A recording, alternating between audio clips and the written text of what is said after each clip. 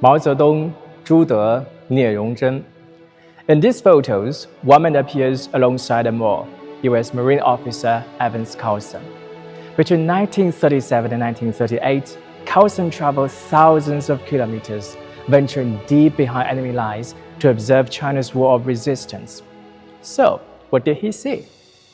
In 1937, intrigued by Eckersnow's Red Star over China manuscript, Carlson resolved to see the Chinese Communist forces for himself. With Snow's encouragement and help, he made his way to their headquarters in northern China. There, among the 8th Army, Carlson encountered a strikingly different set of political and ethical concepts. One thing that struck him was the unique relationship between officers and soldiers.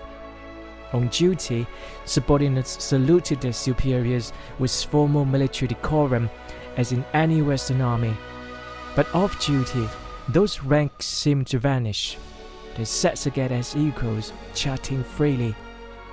In daily life, officers and soldiers lived under the same conditions, the same clothes, the same food, the same sleeping accommodations. At the 8th Army headquarters, Carlson also developed a family-like relationship with Commander-in-Chief Zhu De. He was absolutely blown away by him. Carlson was used to Chinese generals being like Chiang Kai-shek, with his epaulettes and strutting around and shouting at people and stuff.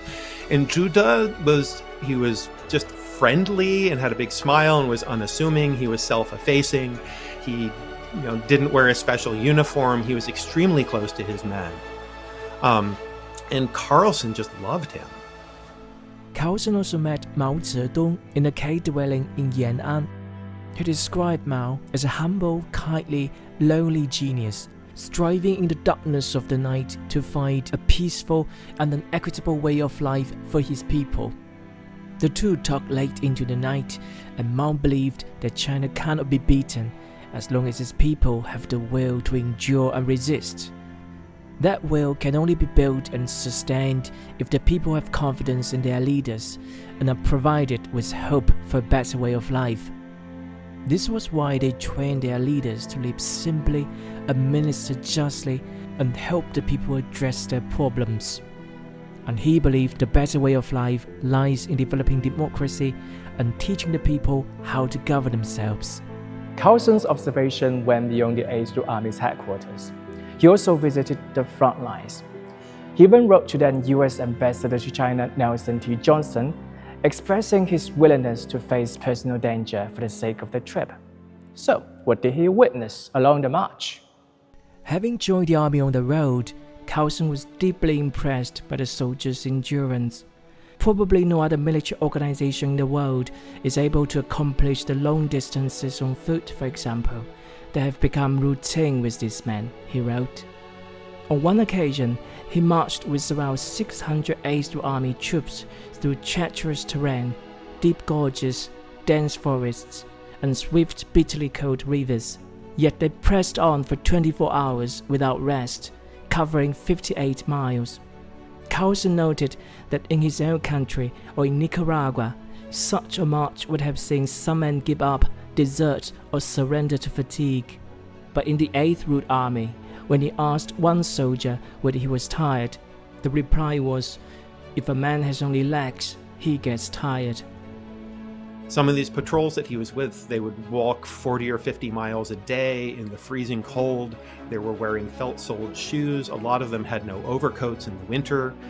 They had no rear support, so they were carrying their own rations with them on the march.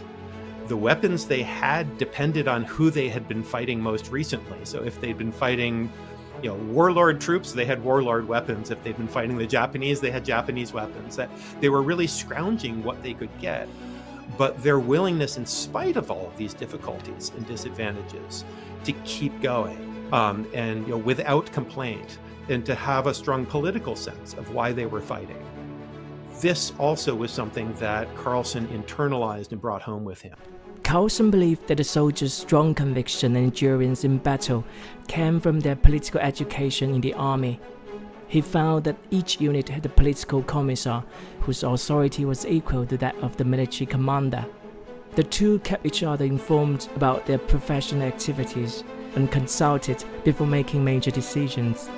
Training periods were divided into 60% military instruction to 40% political indoctrination, as Carlson put it. They are going to be far more effective on the battlefield compared to a Japanese soldier who's just ordered out into the field and go and shoot these people. It is, I believe, the most self-restrained, self-disciplined army in the world, said Carlson of the 8th Army. What I have seen is a revelation, an experience that I shall never forget.